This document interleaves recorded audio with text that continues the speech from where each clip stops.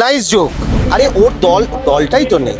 ভাগ্যিস ফেব্রুয়ারি মাসে দাঁড়িয়ে বলেননি যে 31 তারিখে, ফেব্রুয়ারি মাসে তো 31 তারিখে হয় না।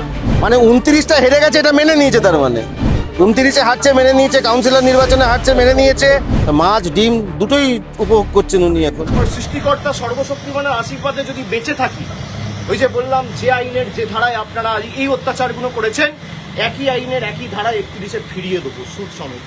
অভিষেক ব্যানার্জি গতকাল সাংবাদিক বৈঠক করে বলছেন যে 31-এ তিনি ক্ষমতায় এসে বিজেপির সমস্ত পার্টি অফিস গুড়িয়ে দেবেন, কারণ তার বুলডোজার চলেছে তার আমতলার অফিসে।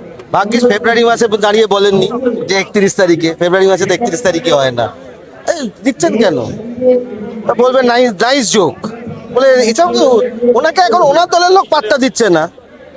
উনি থাকলে সেই দল লোক নাকি করতে চাইছে না। সে এসে 31-এ এসে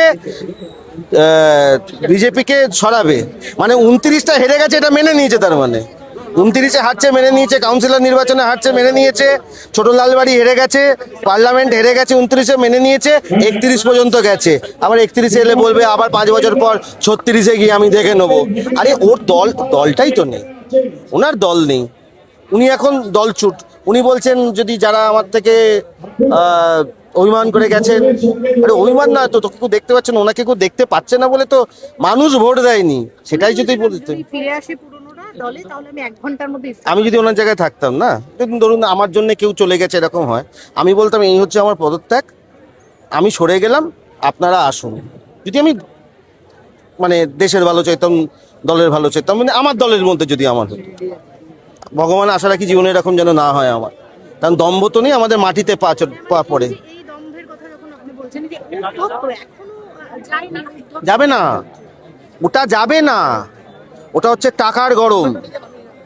এত কোটি কোটি হাজার কোটি টাকা, কত কোটি কোটি টাকা উনি তো করেছেন, আমাদের নেই। আমাদের তাই বিজেপি নেতাদের দেখুন, তখনও পায়চটি পরে পাজা পাঞ্জাবি পরে সবাই আসতো, এখনো তাই তেমনই আছে। কারোর মধ্যে কোনো দম্ভ নেই, না শুভেন্দুবাবুর মধ্যে দেখেন, না শ্রমিকবাবুর মধ্যে দেখেন।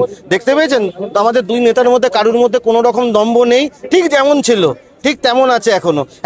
রাত্রিবেলা হোয়াটসঅ্যাপ করলে, ফোন করলে ঠিক দুজনেই ধরেন।